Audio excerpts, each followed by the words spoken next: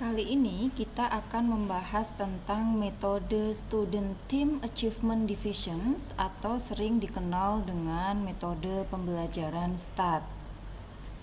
Metode pembelajaran STAT ini pertama kali dikembangkan oleh Robert Slavin dan merupakan salah satu dari model pembelajaran kooperatif. Jadi salah satu tipe dari model pembelajaran kooperatif. Model pembelajaran STAT ini memiliki prinsip bahwa siswa atau peserta didik ini harus melakukan kerjasama dengan teman sebayanya, dalam hal ini adalah teman satu kelompoknya, dengan tujuan bahwa nantinya peserta didik akan memiliki rasa tanggung jawab tidak hanya kepada dirinya sendiri tetapi kepada teman sebayanya dalam satu kelompok. Karena nanti salah satu langkah-langkah yang harus dilakukan, salah satu tujuan juga dari metode pembelajaran STAT ini adalah teman-teman atau peserta didik yang memiliki kemampuan lebih dapat memberikan pemahaman, dapat memberikan bantuan kepada teman-teman sebayanya dalam satu kelompok itu yang masih butuh bantuan atau masih kurang dalam materi yang dibahas, kurang dalam memahami materi yang dibahas. Adapun ciri-ciri dari metode pembelajaran STAT yang pertama ini, seperti yang sudah saya sampaikan tadi, bahwa dalam metode pembelajaran STAT ini peserta didik akan diminta berkelompok dan harus melakukan kerjasama dalam kelompok tersebut untuk menyelesaikan materi atau menyelesaikan tugas yang diberikan oleh guru. Itu ciri yang pertama, adanya kerjasama dalam kelompok. Ciri yang kedua adalah bahwa pembentukan kelompok itu tadi bersifat heterogen, artinya campuran, tidak dalam satu kriteria. Terlebih dalam hal ini adalah campuran dalam hal akademik, harus diperhatikan. Jadi nanti yang menentukan kelompok, yang membagi kelompok adalah gurunya, karena nanti guru yang tahu bahwa siswa ini memiliki kemampuan lebih dibandingkan teman yang lain, siswa ini memiliki kemampuan sedang, siswa ini memiliki kemampuan kurang, sehingga nanti dalam pembagian kelompok harus saya bagi rata. Tidak boleh ada dalam satu kelompok itu kemudian di anggota-anggotanya terdiri dari orang-orang atau peserta didik yang memiliki kemampuan yang bagus-bagus semuanya, atau sebaliknya satu kelompok itu terdiri dari peserta didik yang memiliki kemampuan kurang. Itu tidak boleh. Jadi harus heterogen, artinya campuran tadi. Ya, berarti satu kelompok itu nanti ada yang memiliki kemampuan baik atau di atas rata-rata, ada yang memiliki kemampuan sedang, ada yang memiliki kemampuan kurang. Begitu. Ini yang lebih diutamakan dalam hal ini adalah dari sisi akademik itu harus jelas, harus berbeda, karena nanti tugas dari teman yang memiliki kemampuan baik atau memiliki kemampuan di atas rata-rata untuk membantu temannya yang masih memiliki kemampuan yang kurang atau rendah tadi. Itu ciri yang kedua. Dan ciri yang ketiga, sifat heterogen tadi dalam pembagian kelompok itu tidak hanya pada hal akademik, tetapi juga diusahakan beragam atau heterogen tadi dalam hal jenis kelamin, suku, dan sebagainya. Jadi kalau membagi kelompok ini harus diperhatikan oleh seorang pendidik. Jangan terus dibagi kelompok, yang putra satu kelompok putra semuanya, yang putri semuanya. Ini yang dari ekonomi tinggi saya kelompokkan jadi satu semuanya, yang dari ekonomi rendah saya kelompokkan jadi satu semuanya. Jangan, hindari itu. Jadi mulai dari hal akademik harus kita perhatikan, harus heterogen tadi, beragam, campur. Begitu juga dari jenis kelamin, ekonomi, suku, dan sebagainya itu juga harus heterogen. Ciri yang keempat, di dalam metode pembelajaran STAT, langkah-langkahnya salah satunya itu adalah adanya pemberian penghargaan. Nah, penghargaan di sini yang diberikan oleh pendidik nanti itu tidak berorientasi pada individu atau siswa per siswa, tapi orientasinya adalah pada kelompok. Kelompok mana yang lebih aktif, itulah yang diberikan penghargaan. Jadi bukan kepada individu per individu atau siswa per siswa, tapi orientasinya adalah pada kelompok.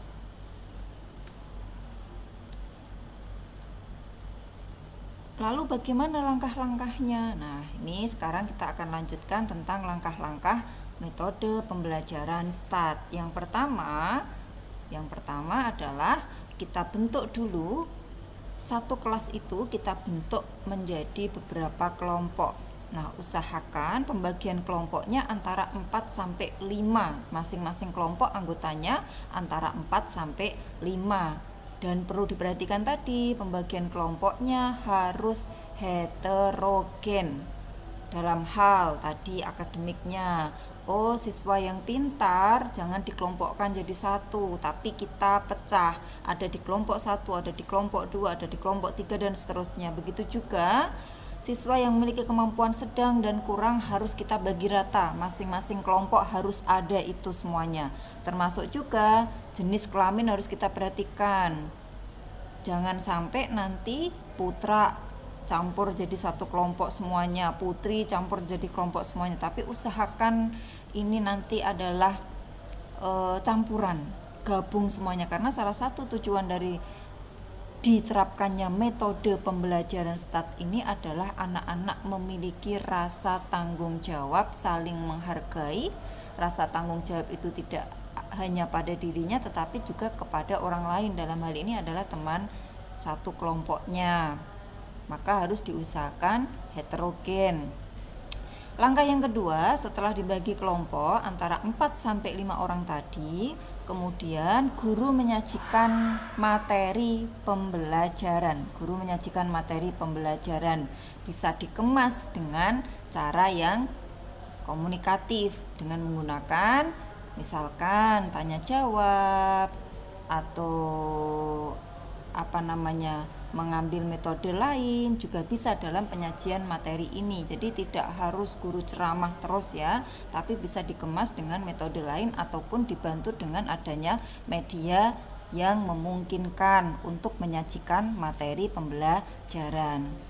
Kalau tadi sudah dibagi kelompok, guru sudah menyajikan materi, maka langkah yang ketiga adalah guru memberikan tugas kepada masing-masing kelompok. Nah, di mana tugas yang diberikan itu tadi harus dikerjakan oleh semua anggota yang ada dalam kelompok tersebut. Harus dikerjakan oleh semua anggota yang ada pada kelompok tersebut. Artinya apa? Semua anggota, misalkan tadi dibagi masing-masing anggota itu ada 4 orang. Masing-masing kelompok dalam satu kelompok itu ada 4 orang. Ya berarti tugas yang diberikan oleh guru itu harus dipahami, harus dikuasai oleh 4 orang dalam satu kelompok tadi. Nah, ini di sini nanti fungsi dari pembagian kelompok yang heterogen tadi di sini akan kelihatan. Karena misalkan tugas yang diberikan oleh guru itu tadi hanya baru dipahami, baru dikuasai oleh satu orang saja yang memiliki kemampuan yang baik, maka peserta didik yang memiliki kemampuan yang baik itu memiliki tugas untuk dapat membantu temannya yang masih mengalami kesulitan atau belum mengerti, sampai semua anggota itu mengerti. Nah, di sini peran guru juga harus terlibat dalam langkah yang ketiga ini. Artinya guru bisa mengelilingi atau berkeliling ke masing-masing kelompok untuk mengecek ini sudah atau belum. Misalkan saya sebagai guru kemudian mengecek ke kelompok 1, ditanyakan sudah bisa dikuasai, sudah bisa dipahami tugasnya, sudah bisa diselesaikan tugasnya. Kemudian misalnya ada yang menjawab dari salah satu anggota di kelompok tersebut, iya Bu sudah. Nah, kita cek sudah sesuai. Berarti tugasnya peserta didik yang tadi itu adalah memberikan pemahaman atau memberikan penjelasan kepada temannya yang masih mengalami kesulitan sampai anggota yang lain benar-benar paham. Begitu ya. Setelah itu, gurunya langsung pindah ke kelompok berikutnya untuk mengecek lagi, ini gimana kelompok 2 sudah bisa dipecahkan belum tugas yang saya berikan. Oh sudah Pak, saya sudah paham, saya sudah mengerti, misalkan. Sudah Bu, saya sudah mengerti. Nah silahkan, ini temennya yang belum mengerti bisa dibantu untuk dijelaskan sampai teman kamu ini benar-benar mengerti. Begitu ya, ini langkah yang ketiga. Kalau sudah semuanya dipastikan bahwa masing-masing anggota dalam setiap kelompok itu sudah mengerti karena sudah dapat bantuan dari temannya yang sudah tahu tadi, langkah berikutnya adalah guru memberikan kuis. Nah, baik anak-anak, waktu diskusi sudah selesai, sekarang Bu Guru akan memberikan kuis. Misalnya seperti itu. Nah, kuis ini diberikan kepada semua peserta didik. Semuanya harus ikut mengerjakan kuisnya.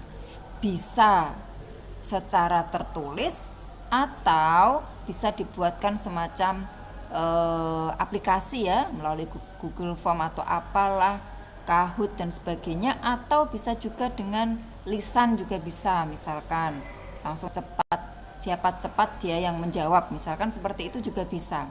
Nah, dan pastikan ketika mengerjakan kuis, anak-anak dalam mengerjakan kuis ini benar-benar harus dikerjakan sendiri, tidak ada yang boleh saling membantu, karena tadi boleh saling membantu kan di langkah 3 tadi, ketika mereka mendapatkan tugas yang pertama tadi sudah dibantu oleh temannya yang bisa. Nah, untuk pengerjaan kuis ini usahakan pasti bahwa semua peserta didik mengerjakan sendiri, tidak ada yang saling membantu. Begitu ya. Kalau sudah itu selesai, kemudian langkah yang kelima adalah memberikan penghargaan. Jadi kita lihat tadi, kita amati mulai dari pertama pembentukan kelompok, kemudian saat guru menyajikan materi, kemudian memberikan tugas yang harus dilakukan oleh kelompok tadi, adanya kerjasama peserta didik yang sudah bisa, kemudian kan penjelasan kepada temannya yang kurang pemahaman tadi. Karena kita perhatikan, kita lihat, oh kira-kira dari awal sampai akhir diskusi ini tadi kelompok sih yang memang benar-benar melaksanakan tugas dengan baik, dalam artian kelompok mana yang lebih aktif, kelompok mana yang memang benar-benar memiliki rasa jawab dan empati ke temannya yang belum bisa, itu kelompok mana. Nah, itu yang kita beri penghargaan. Karena di sini tadi sudah saya sampaikan, penghargaan ini bukan kepada individu per individu, tapi sifatnya adalah kelompok. Jadi meskipun di kelompok itu tadi yang memberikan penjelasan ke temannya yang kurang itu adalah satu anak misalkan, nah penghargaan itu tidak diberikan kepada satu anak saja, tetapi pada kelompok. Baik anak-anak, dari diskusi yang sudah kalian lakukan tadi, kegiatan hari ini, jadi yang merupakan kelompok paling aktif dan ini adalah kelompok 1. Nah, misalkan seperti itu, per kelompok, bukan per individu memberikannya. Begitu. Nah, kalau sudah semuanya, baru guru akan evaluasi, kemudian memberi kesimpulan. Ini langkah-langkah harus ada minimal, langkah-langkah minimal yang harus ada pada penerapan metode pembelajaran. Metode pembelajaran STAT ini memiliki kelebihan dan kekurangan. Nah, apa kelebihan dari metode pembelajaran STAT ini? Yang pertama adalah siswa akan memiliki peran aktif dalam itu dan juga memberikan motivasi kepada teman satu kelompoknya. Kan tadi di awal sudah saya sampaikan, teman yang memiliki kemampuan yang lebih baik itu punya tugas untuk menjelaskan kepada temannya yang masih mengalami kesulitan. Dalam artian di sini siswa juga berperan aktif dalam membantu berikan motivasi kepada teman yang lain. Dengan apa? Dengan tujuan untuk mencapai keberhasilan bersama dalam satu kelompok itu. Kelebihan yang kedua dari ini adalah interaksi yang dibangun dalam satu itu samaan dengan peningkatan kemampuan peserta didik dalam menyampaikan suatu pendidikan. Misalnya dalam satu kelompok itu kan ketika diberikan tugas pada 3, itu kan tidak menutup kemungkinan dalam satu kelompok yang mengalami kesulitan. Nah, di situ mereka kan terjadi interaksi, gimana kok bisa begini, nanti temannya yang lain akan menjelaskan. Nah, di situ di interaksi. Nah, interaksi seiring dengan peningkatan siswa dalam menyampaikan pendapat. Yang kedua, kelebihan yang ketiga, dengan ini membantu siswa dalam memudahkan untuk melakukan penyesuaian. Kenapa dikatakan seperti karena kan dalam satu kelompok itu tadi terdiri dari anggota yang memiliki keragaman dari hal akademik, jenis kelamin, ekonomi dan sehingga dalam satu kelompok itu nanti mau tidak mau antara tadi yang lain akan melakukan penyesuaian. Begitu. Untuk kelebihan 4, dengan menggunakan pembelajaran STAT ini akan mampu meningkatkan perasaan percaya antara anggota kelompok, antara satu anggota lain, saya menumbuhkan perasaan saling dengan adanya tugas bersama, kemudian pemberian insight atau penjelasan teman sebanyak kepada teman yang memahami tadi, sehingga muncul saling percaya di antara anggota kelompok. Di situ juga akan membantu siswa untuk menghilangkan sifat awalnya mereka mementingkan diri sendiri dan egois, makanya sedikit demi sedikit itu akan hilang karena peserta atau yang memiliki kemampuan tinggi memiliki kebeban untuk mengajari yang masih kurang, sehingga mau mereka harus meninggalkan sifat mementingkan diri, begitu. Nah, kelebihan dari ini ada meningkatkan terhadap lingkungan sosial, juga merasa kesetiakawanan di lingkungan sekitarnya dalam satu kelompok. Kalau misalkan dari satu kelompok masih ada yang belum bisa, mereka ada sama bagaimana agar teman saya ini menjadi, sehingga disusul rasa kepekaan sosial dan juga kesekawanan. Di samping itu, tadi dia akan memiliki tips sebagai sang tutor sebaya, karena tadi dia mampuan memiliki kewajiban untuk memberikan peran kepada temannya yang kurang.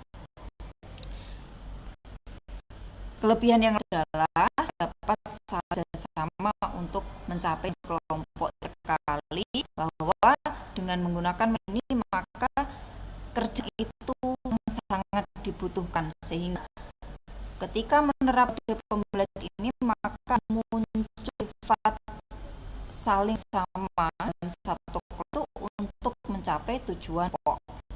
Nah, meski dari penggunaan atau penerapan pembelajaran STAT ini memiliki kelebihan, ini memiliki beberapa kelemahan. Di antara adalah waktu yang dibutuhkan dalam metode ini itu relatif, hingga waktunya lama, maka benar diberikan, desain, dirancang sekiranya memang cukupi dalam satu pertemuan diterapkan metode pembelajaran ini, harus disesuaikan apa kira-kira butuh lama kalau saya menggunakan ini, itu juga harus difikirkan. Satu adalah metode ini membutuhkan banyak waktu yang lama. Di samping itu juga yang menjadi salah satu kelemahan ini adalah siswa dituntut memilih atau bersedia untuk sama dengannya, pada ini sudah untuk menumbuhkan itu, hanya mereka merasa ingin lihat paling menonjol sendiri, tidak ketika atau memberikan penjelasan kepada temannya kurang. Jadi butuh banyak masukan, butuh banyak motivasi pendidik, bagaimana ini nanti benar-benar dapat sama dalam kelompok dengan baik, mencapai kelompok tersebut. Nah, demikian tentang metode belajar dan tim achievement division, semua manfaat, dan semoga nanti